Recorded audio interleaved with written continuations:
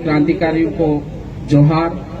आप सभी हमारे स्वाभिमान और हक अधिकार की लड़ाई लड़ रहे हैं, इसलिए आप सभी क्रांतिकारी हुए।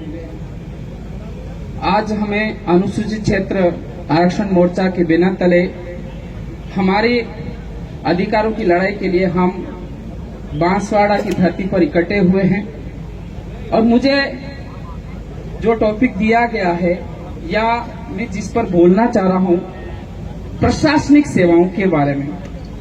प्रशासनिक सेवाओं में अनुसूचित क्षेत्र में कितना आरक्षण होना चाहिए और अभी तक जितनी भर्तियां हुई है उन भर्तियों में हमें अनुसूचित क्षेत्र के रहने वाले ट्राइब्स को कितनी नौकरियां मिली है, इसको मैंने डेटा कलेक्शन किया। I collected data since 2010 to 2024, तो मैं आपके सामने रखना चाहूंगा।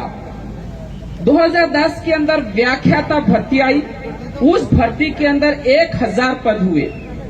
2010 के अंदर व्याख्याता भर्ती आई, उसके अंदर 1000 पद हुए और हमें 120 12% के हिसाब से हमें कितने पद मिले?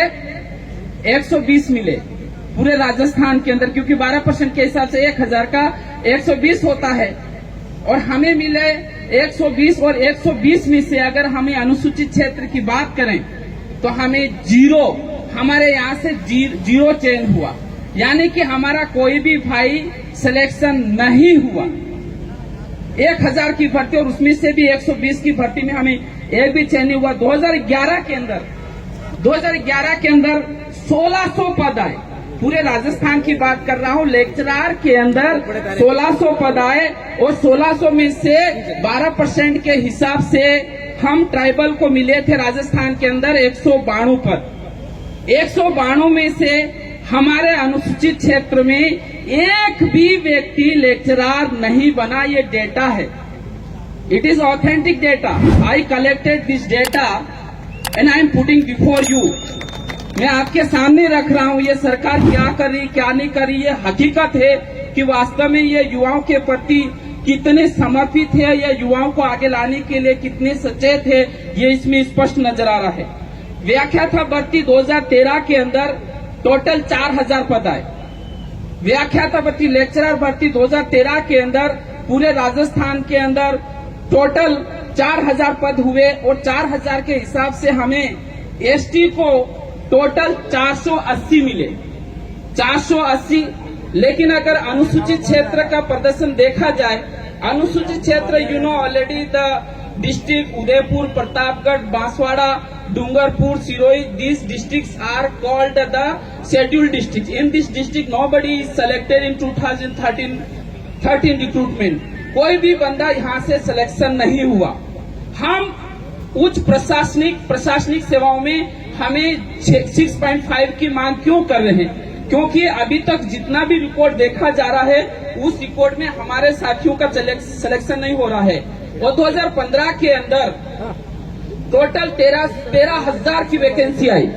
2015 के अंदर टोटल कितनी वैकेंसी आई? 2015 के अंदर टोटल 13,000 की भर्ती आई। इतने लेक्चरर की भर्ती पूरे राजस्थान के अंदर। और एसटी को जो जितने पद मिलनी चाहिए 12% रिजर्वेशन के अनुसार, तो हमें 1560 मिले। कितने मिले? 1560। लेकिन अगर अनुसूचित क्षेत्र का देखा जाए तो हमारे केवल और केवल 15 जने लगे। कितने जने लगे? 15 लेक्चरर बने और टोटल कितना था? 1560।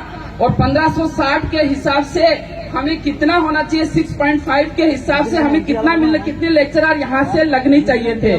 तो हम अनुमान लगाएं तो लगभग 750, 1500 के हिसाब से आधा कितना हुआ? 750 लेक्चरर बनने चाहिए थे। हम लोग पढ़ तो रहे हैं, हम स्कूल जा रहे हैं, हम बीएड कर रहे हैं। तो ओवरऑल मैं बता देना चाहता हूं, क्योंकि I have full report, I wrote lot of things, लेकिन मैं लास्ट में 2 शब्द में मेरी बात को समाप्त कर देना चाहता हूं साथियों, कि 2010 से लगाकर 2024 तक 38,000 गैजेटेड ऑफिसर की भर्ती हुई।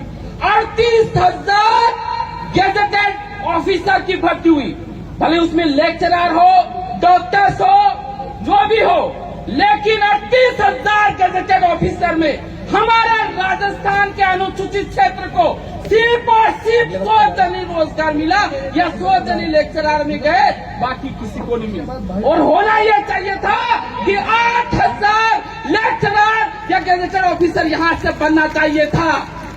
ये हमारी हक की लड़ाई है और युवाओं को इसके लिए आगे आना होगा। हम इसको लड़ने के लिए तैयार हैं और युवाओं को आगे आना चाहिए कि सरकार हमारे साथ क्या कर रही है। तो मैं इस मंच से यह कह देना चाहता हूं कि हमारे 12% रिजर्वेशन में से 6.5 6.5% रिजर्वेशन अनुसूचित क्षेत्र के लिए अलग से बहाल किया जाए। जय जोहार, जय आदिवासी।